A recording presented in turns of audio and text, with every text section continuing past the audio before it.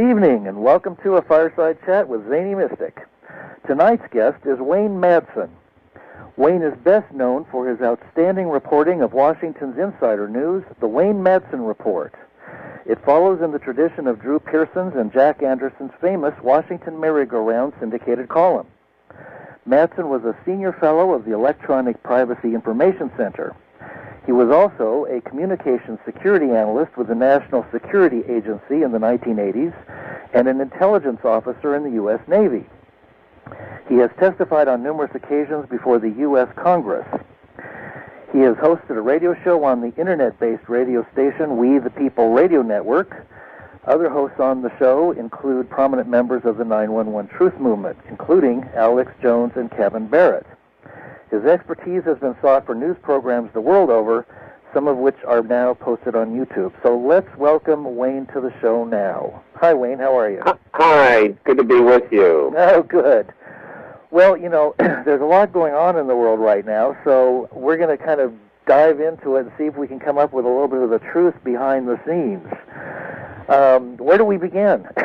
Well, I mean, it's just so much going on these days, and unfortunately, the media, our corporate media, is feeding us just a plethora of nonsense. I always recommend that people, if they want to find out what's going on in the world, go to the media from around the world. Certainly nothing remotely connected to what we're fed here, especially out of Washington from the talking head cable news channels, which is they all try to compete with one another to see who can bring out the most trivial stories. Yes, it certainly seems that way, and it is that way. Absolutely. Well, the media is controlled by some of those people that really pull the strings behind the scenes, isn't it? It is, and, you know, it's very difficult here in Washington, and one of the reasons I started a website back in '05 and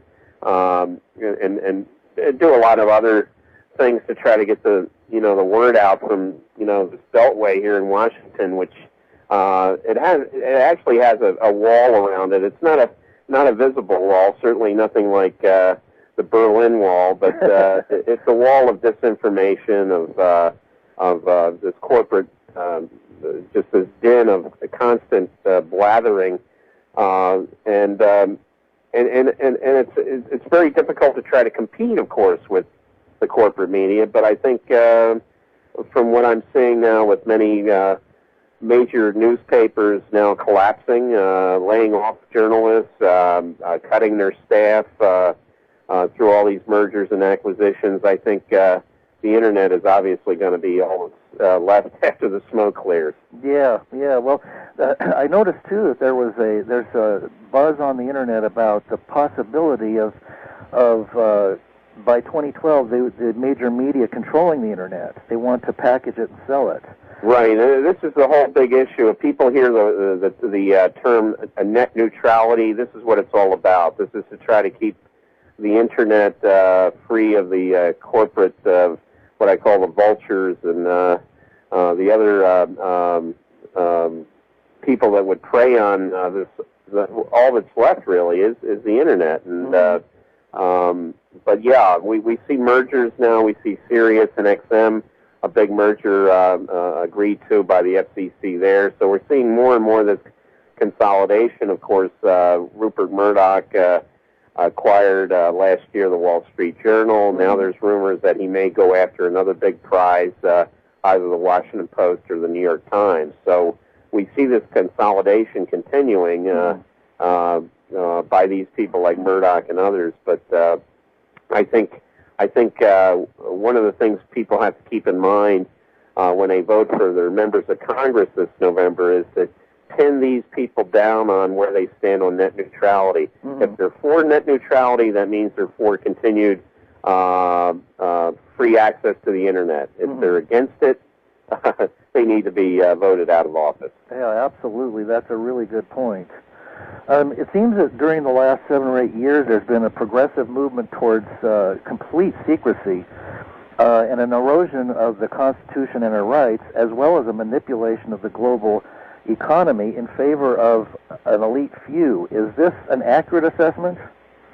Oh, I think so. And you mentioned secrecy. I saw this very early on after 9/11 in October of 2001. I mean, this was just a few weeks after 9/11.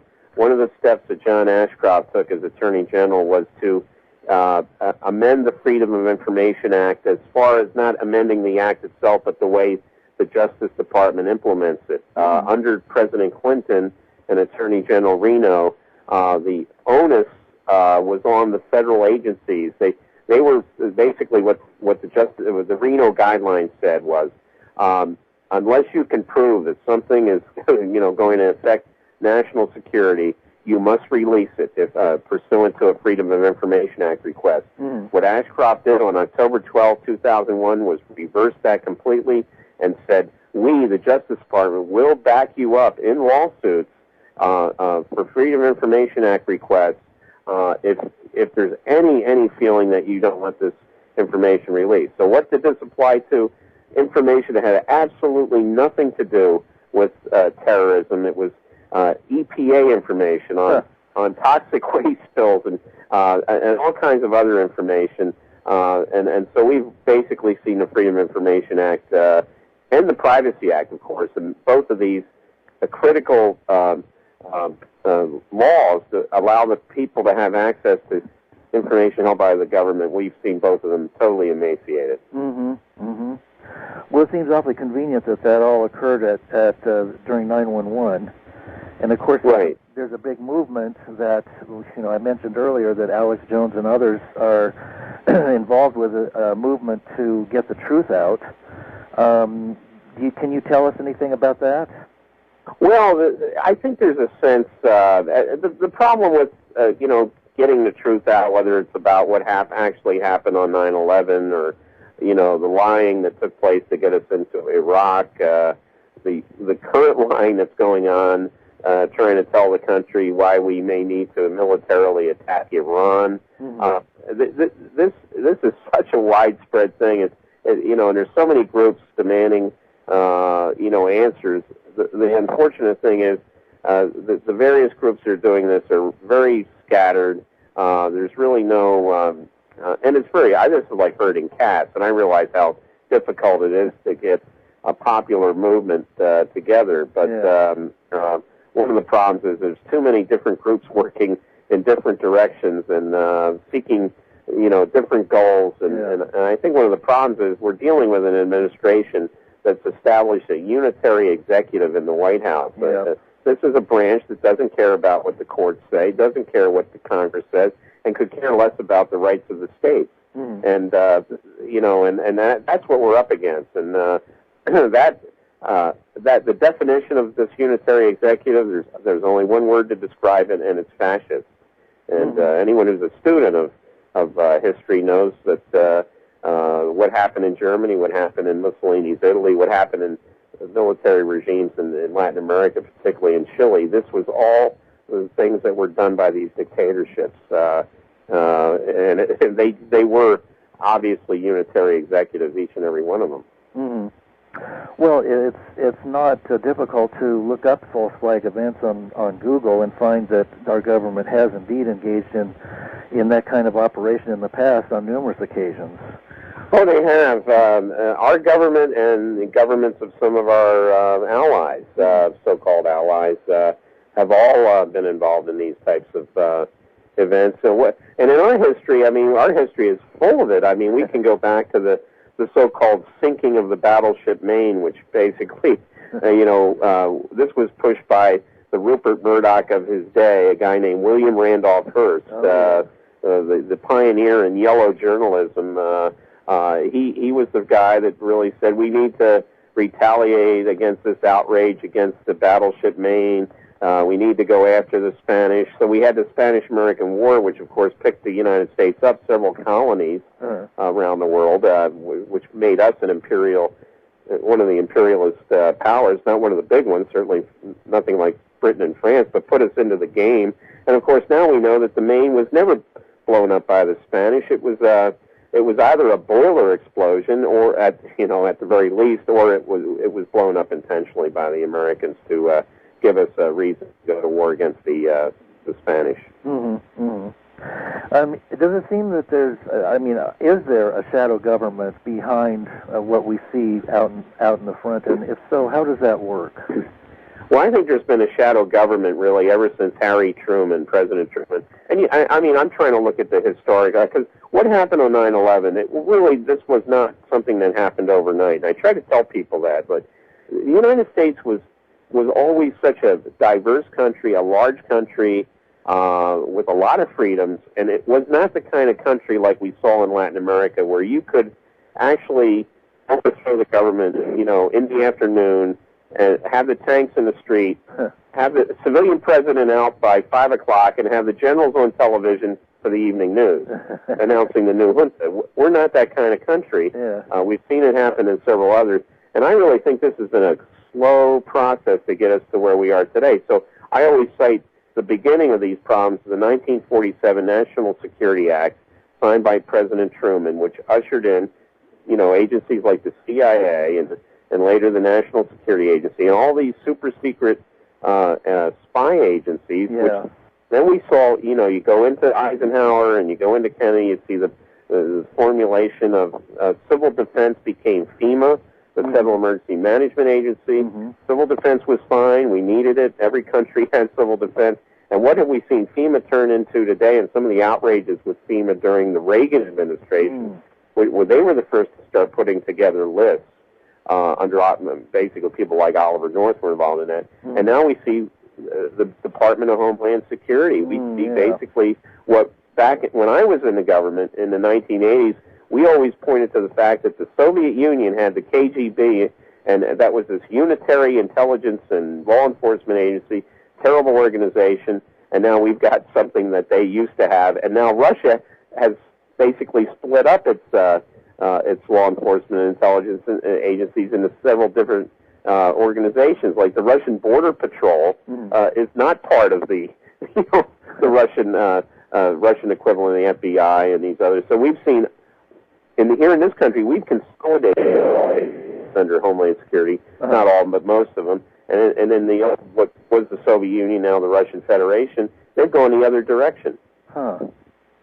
It's interesting that you mentioned 1947, because that was the year that supposedly that was the year that the saucers landed, crashed, and that would certainly make sense if indeed that actually happened. And Edgar Mitchell seems to be coming out on radio shows now and saying that indeed this stuff is going on. The government did cover it up, so that would certainly explain some of the reason why the whole government went dark in 1947. Well, I'm pretty much agnostic on that. I mean, I have my conversations, over a couple of drinks. There are some third rail issues in journalism here in Washington that people dare not get close to that third rail. But I will point out that Mitchell's not the first astronaut to talk about this. He's we saw Buzz Aldrin, the second man who walked on the moon, basically come out and say that there was a cover up. But they're the guys that were in NASA. I think that rather than them being demonized by NASA, NASA saying, well, they're entitled to their opinion. My only problem is with the government is how they'll attack these people. These were some of their top astronauts. Now, the astronaut program, as we know, with that incident with that female Navy captain who got involved in something very bizarre, the astronaut program today isn't like it used to be. But back when Mitchell and Aldrin and Wally Schirra, who I think made some comments about this issue too, back when they were in it, these guys were very much vetted. And so when they come out and say these things, I think it's unfortunate that they're attacked by these people, because I think the people that make the attacks are the same kinds of people who attacked those who thought that going into Iraq was the wrong thing, and I think it's unfortunate that the shouters get all the attention, because the shouters are not usually right about anything. They're very, very wrong about issues, right? But they seem to get all the attention. We've heard a lot about corruption and lobbying in Washington and K Street and so on and so forth, and What is that still going on? I mean, it surfaces periodically.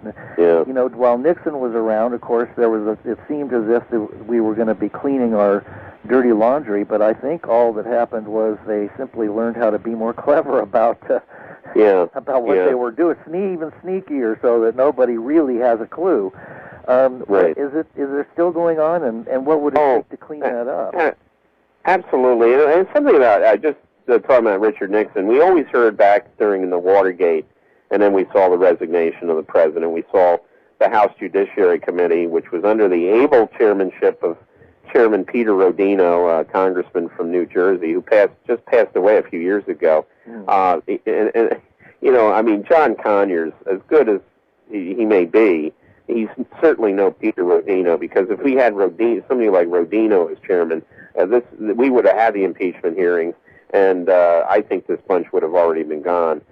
We had this faux hearing yesterday. Really, it was a lot of grandstanding. It had absolutely carried no constitutional weight. The president, they weren't even allowed to talk about impeachment, supposedly, at this faux hearing. Yeah. But we always heard back during Watergate the system worked. When Nixon got on that helicopter and flew out of there, and Ford took over, he said, "See what a great system we had." This guy was elected, Nixon, by a landslide in '72 when he carried every state but Massachusetts and D.C. against George McGovern, and then you know, here it is a couple years later, and he's resigned in disgrace. We could tell the world, look, our system works. This doesn't happen in your country today. We can't say that, because if the system still worked, these guys would have been gone a long time ago. Now, on lobbying, it's gotten much worse since the days of Richard Nixon. Oh, we saw like, for example, Vice President Agnew resigned from office back then because he actually was accepting bags full of cash in the vice president's office. This was corrupt practices that started when he was governor of Maryland. Now that's pretty blatant. That's pretty blatant bribery by people who, you know, Agnew was doing favors for. But what we have today is we have these offshore accounts.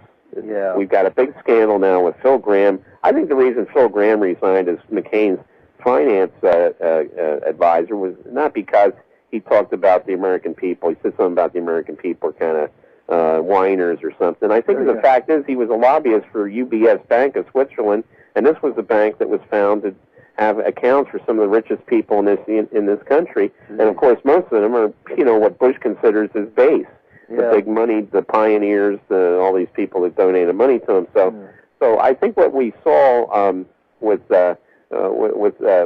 Graham was just the tip of the iceberg and the kind of lobbying that goes on. When Tom DeLay was the majority leader in the House, he had something called the K Street Project, which was basically telling all the lobbying firms and law firms that do lobbying on K Street, fire all the Democrats, bring in Republicans, and what do we see? All these scandals, Randy Duke Cunningham, all these contractors getting special favors to loot the Treasury, to do these contracts for Iraq and other places where they never did the work, but they put a lot of money in their pockets. We see that still going on. The K Street Project never really died. I think it's basically it's changing itself. It's morphing into something new.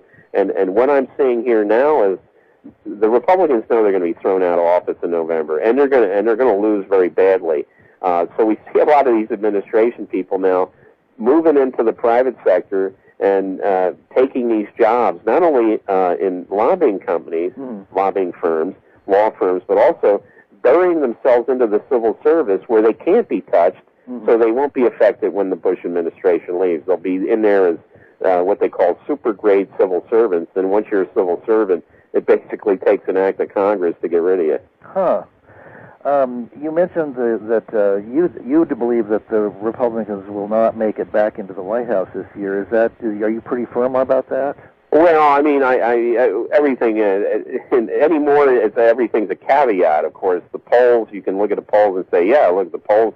But look, I was a guy that was checking those exit polls in 2004 from places like Ohio and Missouri and other states, and it was clear. It was clear by 5 o'clock that afternoon, East Coast time, that we had a new president, and it was John Kerry. I'm telling you, that changed in a matter of hours when we saw what was going on in Ohio and then some of the returns coming in from Florida and other states. It was very clear, my God, we've got another problem here like 2000, this thing, because these exit polls were pretty rock solid. And I actually was at a sort of an election watch get-together around the corner from the White House that evening at one of the wire services, and it was very clear that by 6 o'clock, everyone there, including some ambassadors from other countries, members of the White House press corps, were all saying, hey, look, Bush has been tossed out, and that's not the way it happened. So everything's a caveat, because we didn't know that Roe had fixed the election in Ohio. We found out later on that evening into the next morning. But can we trust the voting machines? No. That's a big question. Yeah, we can't, because we've had not only 2 presidential elections where the voting machines were problems. When we look at gubernatorial elections, and now we had a Republican named Spoonamore, a Republican who was involved in computer security issues for the RNC, said, hey, look, Roe was involved in fixing the election in Georgia, which got the Democratic governor and Senator Max Cleland tossed down. We know what happened to Governor Siegelman in Alabama in 2002. Not only was he thrown out of office due to election fraud, then the new governor went ahead and had this project to have him indicted on trumped-up charges. So we've seen this guy. We saw Schwarzenegger. What Schwarzenegger did, he was conspiring with Enron and Ken Lay on the power crisis, which basically got Governor Davis recalled, and of course here Schwarzenegger comes in. So even in a state like California, it's possible. The largest state, we could see how things are manipulated, not just through the election fraud, but as I say, Schwarzenegger got in because he conspired with Enron and these other electric companies to jack up those rates, which made Governor Davis unpopular. So we see how these things happen. Could there be an event between now and Election Day? Certainly. Could there be an October surprise? Certainly, because Bush, and I think it's very important to point out that there was a report today. I'm not sure what it was, maybe one of the newspapers, maybe one of the wire services. They were talking about this new book by Jane Meyer about the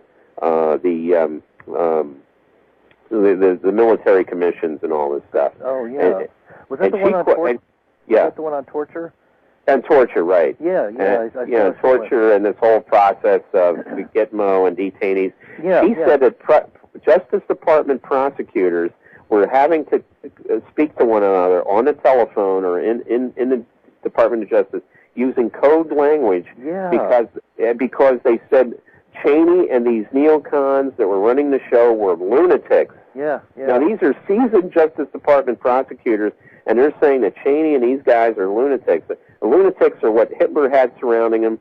Hitler was, that was what Hitler was in the bunker, and before, these were lunatics in those days, and we've got these lunatics now. And, of course, they destroyed Germany, and if we have lunatics in power, the 25th Amendment of the Constitution says if the president or vice president shows that they're not able to carry out the duties of president because of physical or mental impairment, that they're to be removed. And here we have Justice Department prosecutors basically now on record saying that they thought these people were lunatics. Wow. Well, doesn't everybody kind of live in constant terror of these people? I mean, they're just. I know. Seems like I mean, they're nasty people, but I find one of the ways I've been able to survive here is just to keep. And it's advice that I give everybody. These people, you gotta humiliate them. You gotta intimidate them. I was calling them fascists before that was cool. You know what I mean? Now people, they feel okay about calling them fascists. But, there was early on, it was like, well, if you use the Nazi reference, then you lose the argument. Well, I think that's baloney. Yeah. And they say, well, that denigrates the people in the Holocaust, and come on. If people started humiliating the Nazis in the 1930s, they wouldn't have gotten to where they were later on, and because they were accepted, and with the barking dog, throw it a few scraps and it'll shut up, and it never did, and that's why I don't think we can do that today, and that's why I was calling them Nazis and fascists back in 2002. We were still in a kind of state of shock in 2001, but when 2002 came around, and you saw what was going on, I said the only way to confront this nonsense is to call these people for what they are. Yeah, absolutely. Now, you mentioned the word neocon, and of course, I know what it is, and a lot of the audience probably does, but maybe you could explain a little bit what the neocon agenda is, how it came about, and the general goal that they seem to be trying to move towards, which is a, quote, New World Order, unquote. Yeah. Well, it goes back, I encourage anyone who's interested in where this kind of philosophy came from is to read about a guy named Leo Strauss. He was a German Jewish refugee from Nazi Germany who ironically comes to this country and finally gets a job teaching political science at the University of Chicago. And one of his colleagues in Germany was a guy named Martin Heidegger. And Martin Heidegger later became one of the chief Nazi ideologists for the Germans. Now Strauss, who was a German Jew, really liked this guy. The only problem for Strauss was he had to leave Germany. I always said if Hitler wasn't so, if this Nazi movement wasn't so anti-Semitic, Strauss would have wound up in a nice job in the Nazi German government. But no, he had to leave, and he comes over here, and then he starts to train this cadre of people. He thought the U.S., he didn't like anything about the way the United States, he didn't like rock and roll music. I mean, the guy was a real prude, His two favorite shows on television was Gunsmoke, which, was always, guys shooting it out, right. in the middle of the town, the street at sunset. And his other favorite show was Perry Mason.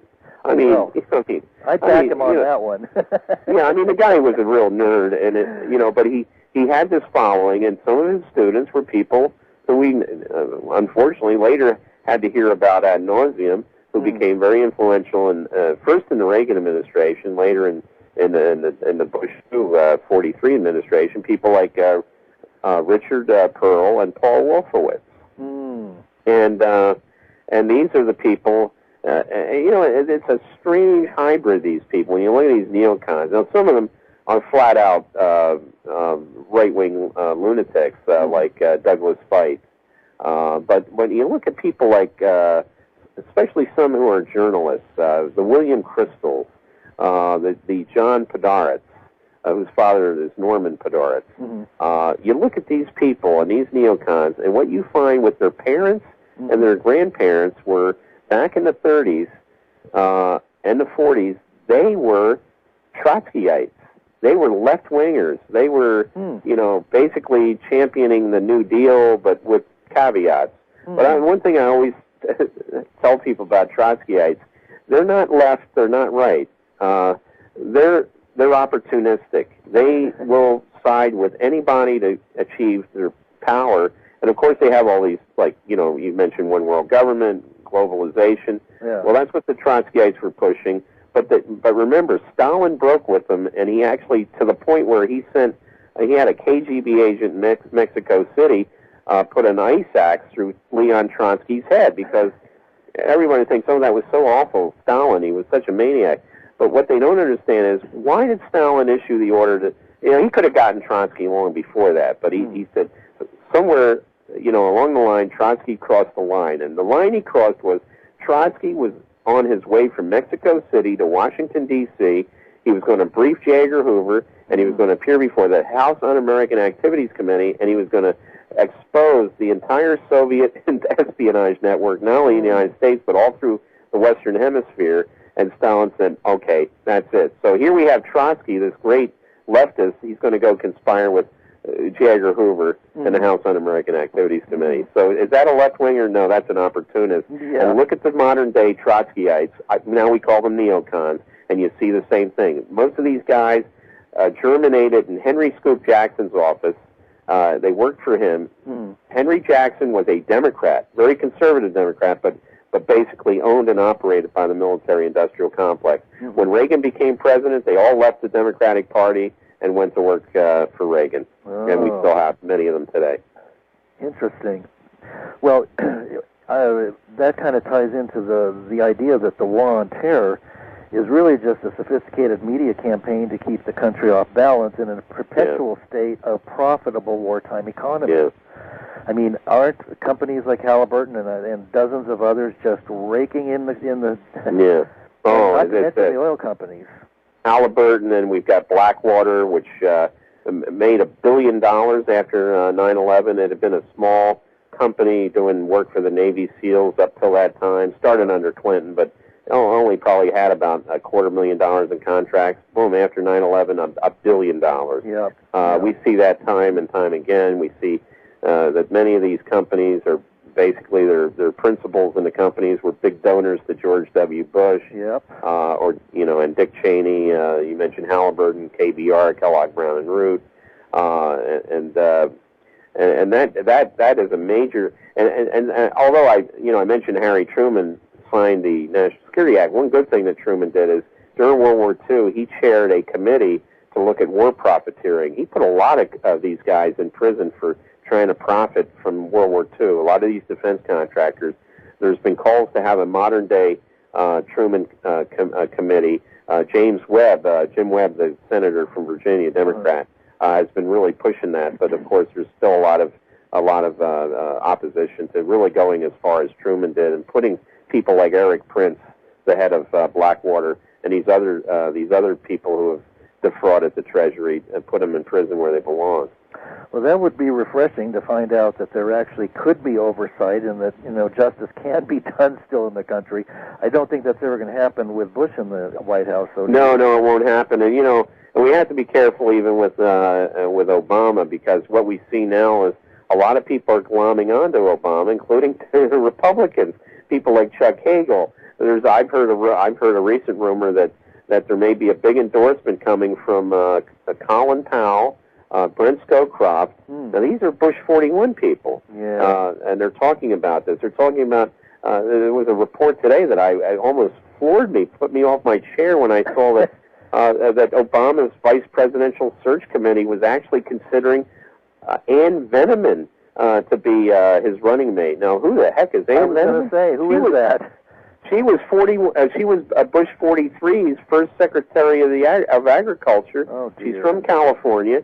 She was anti-environmental, pro-big agriculture, and how in the world did her name? Unless this is some sort of a crude joke, but I mean, this was being reported by the corporate media today. Of course, we can't. They're obviously floating these balloons for a reason. I wouldn't put much faith in what they report, but the mere fact that the Obama campaign didn't come out and say this is nonsense is kind of worrisome. So I think we have to even be careful if a Democratic and they'll bring in a lot of the Clinton people. Of course, Clinton, the terrible war he waged against Yugoslavia. We have to and what he all the other things he was involved with and overseas. We have to remember, like people like Richard Holbrooke could very easily wind up in an Albright, and these other ones could easily wind up in an Obama administration. I think that would be not as bad as McCain administration, but nothing to write home about either. Well, it wasn't. Whatever happened to there was an enormous Ron Paul movement, and it seems like it hasn't actually died yet. Yeah. Whatever happened with that? Well, I mean, there was a big movement. It generated a lot of interest, but now we see the Republican convention now scheduled for Minneapolis. I mean, in St. Paul, actually. We see there will be Ron Paul people there. But look, I mean, the RNC is going to run that show. It's going to be McCain's big moment, and in the old days, they were allowed to have these floor demonstrations for other candidates. That's when these conventions were a lot more open than they are today. I don't expect we'll see any floor demonstrations for Ron Paul at the Republican convention. As a matter of fact, I covered the two conventions in 2000.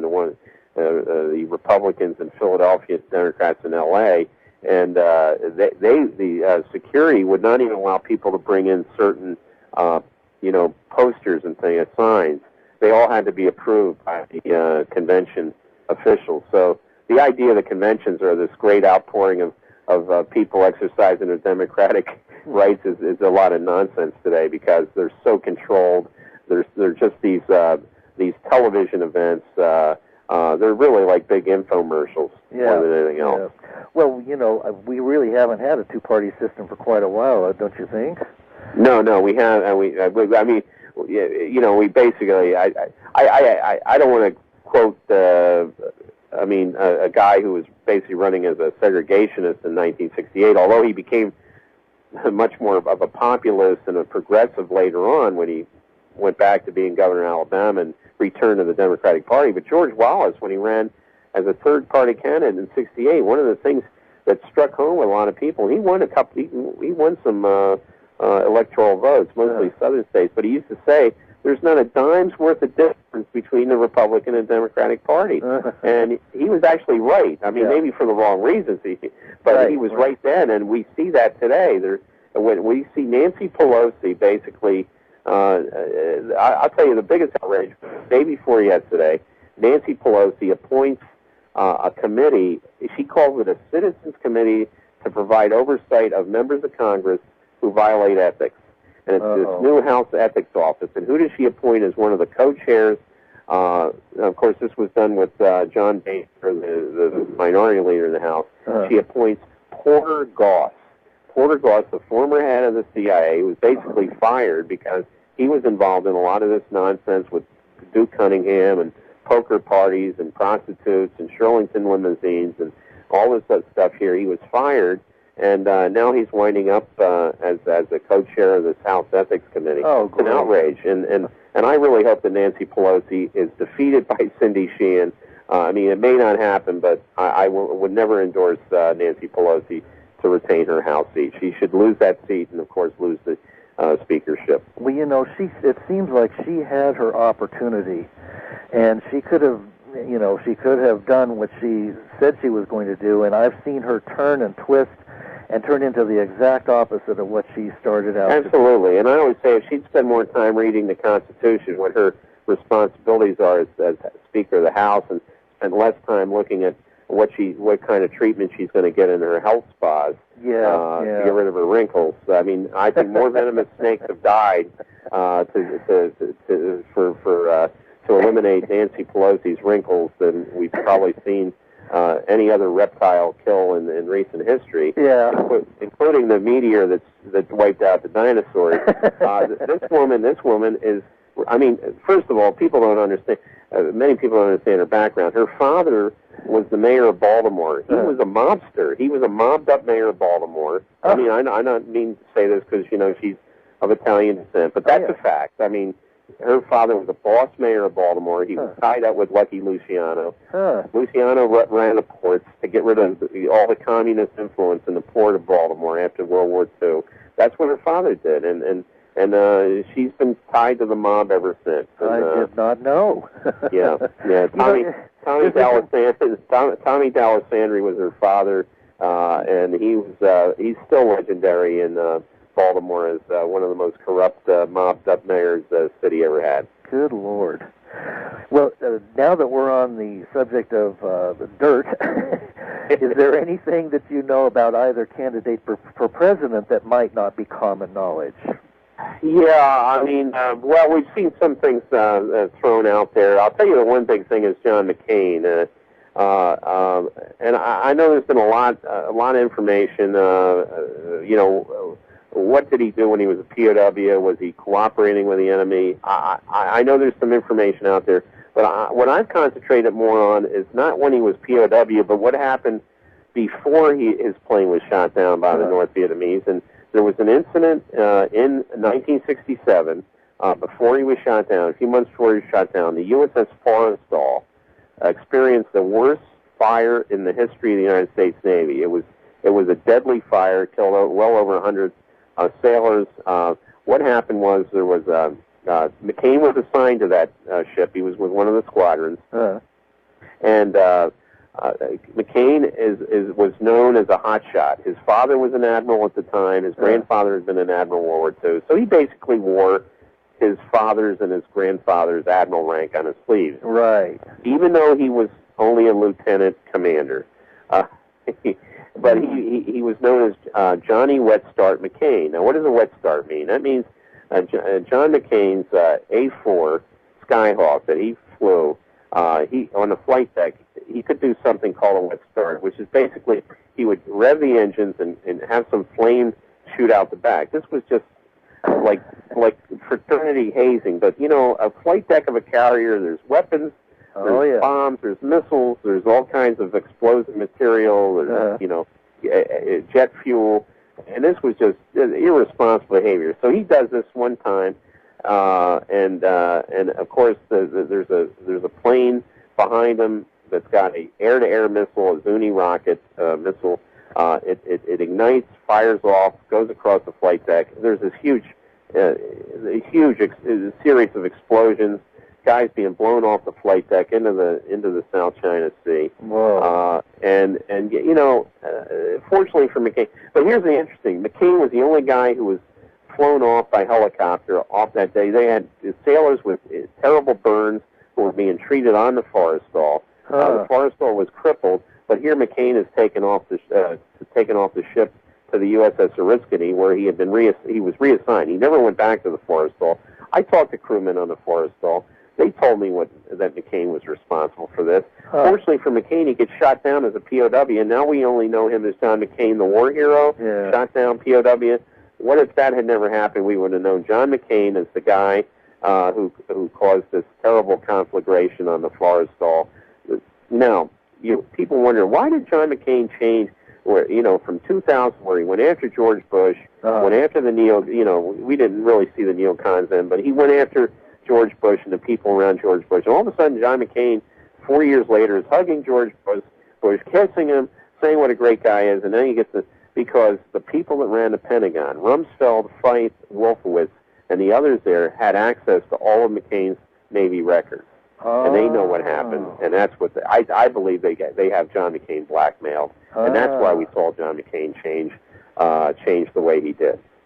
Well, you know, that explains a lot about the House and the Senate and the Congress, doesn't it? Aren't a lot of those people blackmailed, if not just... Yeah, and we know now that, look at the Patriot Act, look at the wiretapping authority. I think we've seen wholesale surveillance of members of Congress, and I think we see a lot of blackmail. Why is John Conyers, for example, why did he say, if I become the chairman of the Judiciary Committee, I will put impeachment on the table, and then after he becomes the chairman, he says impeachment's off the table. Right. Well, it's because people may have heard of a guy named Congressman William Jefferson from New Orleans. He was the guy who was found with $90,000 in cash in his freezer. He was indicted. He's still under indictment. That trial's still going on.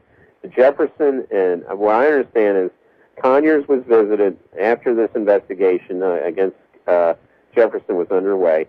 Conyers was visited one morning at his office in the Rayburn building by 2 FBI agents, 10 o'clock in the morning. We're in there for about an hour left. Nobody knew about it. The meeting was unscheduled. And the word is, hey, Congressman, Chairman Conyers, we have information. We've uncovered evidence that you are involved with Jefferson, but mostly with Nigerian contracts, all kinds of skanky stuff. And they said, hey, we don't really want to indict a sitting chairman of the Judiciary Committee, but how about let's get off this impeachment kick. That's what happened. Yeah. Well, that seems like standard operating procedure, doesn't it? It is, and I think this has gone on. I mean, we knew that J. Edgar Hoover did this. I mean, he was the master of it, but now I think it's much more widespread than even what Hoover had on people. Yeah. He had a lot of files, but in some cases, he didn't go after people. There was, and he didn't have, he couldn't watch everyone, but because if Hoover had the technology, he would have. But Hoover didn't have all the technology. Oh yeah. He had special agents. There was only so many people they could spy on. Now he spied on a lot of people, but he could have only dreamed of the technologies available today. Oh, that would have been a wet dream for him, wouldn't it? It would have been.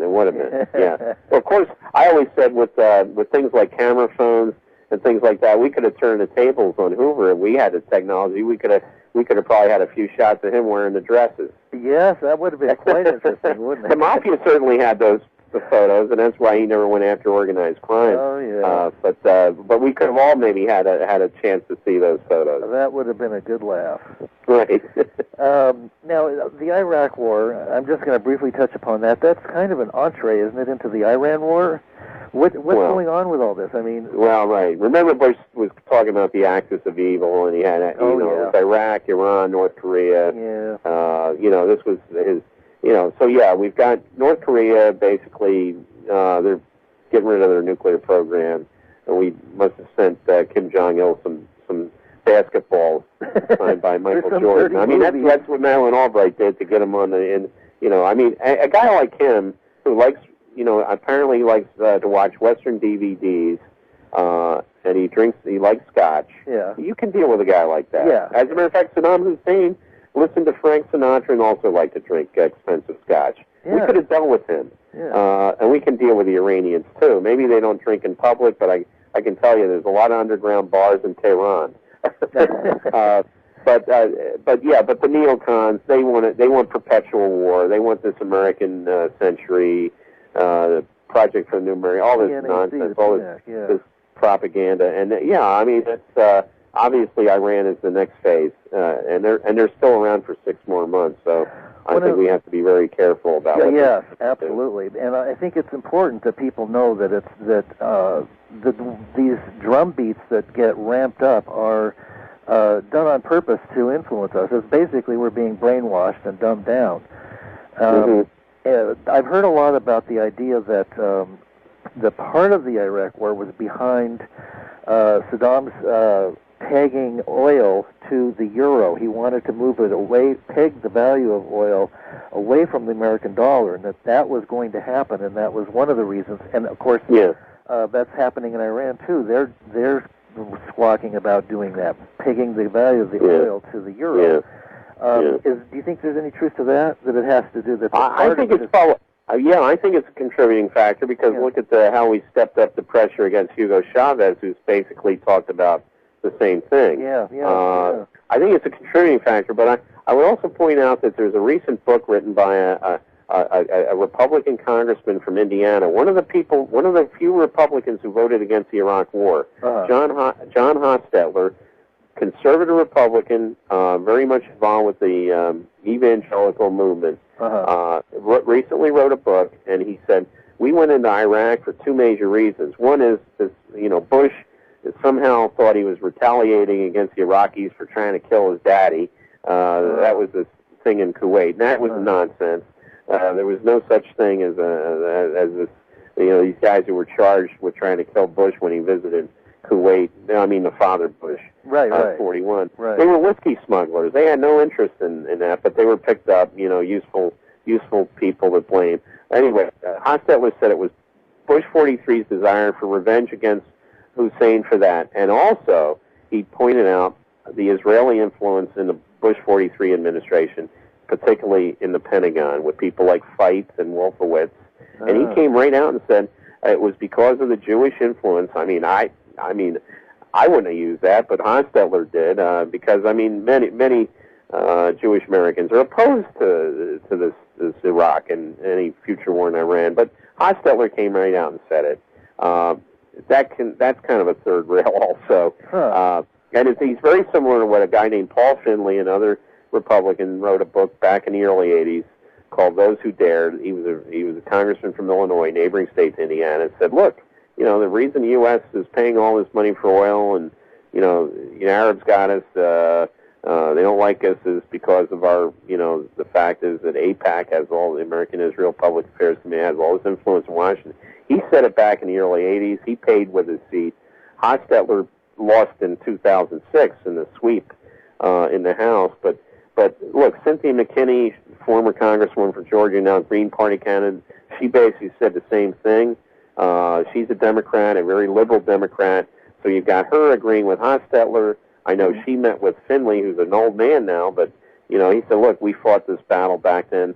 So I think the Israel lobby is an issue in this capital. AIPAC basically saw Pelosi and Obama and McCain. McCain was the first speaker, and Hillary Clinton all went to AIPAC to basically kowtow to this group. This is an extremely right-wing group of Israeli expansionists, and why our politicians feel encumbered to go have to appear before that group is beyond me. Now I know there's another group that's been formed to counter the influence of AIPAC, but AIPAC is very, very, very strong, and probably people say which is a stronger lobby in Washington, AIPAC or AARP? I said, well, AARP hasn't caused this country to go to war. Right. Right. I mean, they fight for Social Security. Right. So when it comes to stronger, I'd say AIPAC is much stronger than AARP. Well, there are a couple of other groups that get bandied about, and Alex Jones has brought this to everybody's attention in the media, and that is the Bilderberg meetings, and then the Council on Foreign Relations and the Trilateral Commission. Yeah. Are these more players in the basketball game? Well, anything that's secret like they are, I mean, they deserve to be focused on. We've never seen anybody in the major media take on the Bilderbergs or CFR, because a lot of your major media people show up at these Bilderberg meetings and are members of the CFR. That's right, yeah. And it's like the skull and bones. I mean, here we had in 2004 we had John Kerry, George W. Bush, both in this weird macabre organization at Yale. We saw in the Good Shepherd, the movie about the CIA, how even the guy who was supposed to be Wild Bill Donovan, the founder of the OSS man, CIA guy, said, they're a bunch of weirdos. These guys urinate on each other. Yeah. And that's the line in the movie, and that's true. Yeah. This is a bizarre organization that deserves a lot more attention than what it gets. And I think when President Kennedy spoke to the Association of Newspaper Editors in New York City, I forget what year it was. It might have been 1962. He warned against. Everybody thought when he was warning against these secret organizations that he was talking about, the communists. I don't think Kennedy was talking. I think Kennedy was talking about these organizations that we've just finished talking about here. Yeah. And he said they're very, very dangerous to a democratic society. Yeah, and you see how long he lasted. Exactly. He may have been victimized by these I groups. wouldn't be surprised. Yeah. He and quite a few other people that were trying to bring, some sense of decency and integrity and peace and absolutely justice to the world. Absolutely. It seems like the good ones get killed off, and what's left is the scum. That's true, and I look at the Kennedy family suffered so much. I mean, and it's true. People say, "Oh, that's kind of like a cliche." I say, but look, I mean, John Kennedy Jr. I am firmly convinced had John Kennedy Jr. not died in that plane crash, that he would have been the senator from New York instead of Hillary Clinton. That he would have been the Democratic candidate for president. Oh, absolutely. Yeah. I can't even begin to go there. Right. Before, we have a little bit of time left, and I wanted to just briefly touch upon the financial crisis that seems to be hitting. Everybody's in denial about, recession, and Bush is saying, everything's fine, there's a little bump. Oh, he's delusional. Well, of course. Every word that comes out of his mouth is a spin of some sort. So I think most people have kind of cottoned on to that. What's really going on with all these failures and the Federal Reserve stepping in and pumping in billions of trillions of dollars? Well, have we seen the end of that, or what? It's what they used to call voodoo economics. I think I forget who used. I think 41 was using it against Reagan in the 1980 Republican primaries. But this is voodoo. It's witchcraft economics. It's printing money. We're sending out checks to go buy stuff made in China. What was that? That doesn't do anything for a balance of trade problem in this country. So I mean, it's like after 9/11, he tells everybody to go out and buy an SUV. Buy an SUV. We got a fuel crisis now. Right. Go shopping. Go shopping after that. I mean, it's ludicrous. And the question is, who are we going to hold accountable for this? Yeah. I mean, Putin is now holding accountable the oligarchs who raided the Soviet and Russian treasuries, many of whom are now in exile, these Russian oligarchs. He's got some of them in jail. He got Khodorkovsky, the guy who was the head of Yukos. He's got him in jail. But he don't have all of them, but we need to put these people in jail. The people that looted our treasury for war and greed and corruption, they need to pay the price, and they need to do what President Putin. I mean, I'm the last guy. I was in the NSA during the Reagan administration. The Soviet Union was the enemy, and I never thought I'd be praising the president of Russia, but I think Putin's got it right. Yeah. You hold these guys who steal from the people in the Treasury accountable, you put them in jail. We need to take a page from his book. Absolutely. And I think he's getting a bum rap over here from the media. I do he's too. Cracked down. But he's cracked down against the people to be cracked down on. Yes, I do too. I agree with you on that. I agree with you. Well, now, before we end, would you be so kind as to tell us where people can find your column and how, are you still doing your radio show and so on? Right. Well, I have a website. It's sort of like the old one. I'm trying to do that like the Anderson and Pearson did with the Washington Underground. It's www.waynemadsen, WAYNEMADSEN report, that's all together.com. And on there, people find the books. I've got a recent book, How Overthrow a Fascist Regime on $15 a day, sort of like the old Europe on $5 a day. But how you can actually make a difference using the Internet and meager resources to fight against the people who have billions at their disposal. It can be done. Wonderful. Well, I read your column daily, and I love it. There's a sense of humor in there that's very wry, and I enjoy the articles, and I always find something useful and educational that you don't find on any of the mainstream media or other places. So I just wanted to throw that in there. Right. Well, the problem with the mainstream media is they're too busy socializing with the people they should be covering, and that is always a recipe for disaster. Yep. Well, I thank you so much for being on the show. This is a great show, and I wish you the best with your site, and I'd like to have you back sometime, and we'll talk more. Oh, absolutely. You bet. All right. Thanks again, Wayne. Okay. All right. Good night, everybody.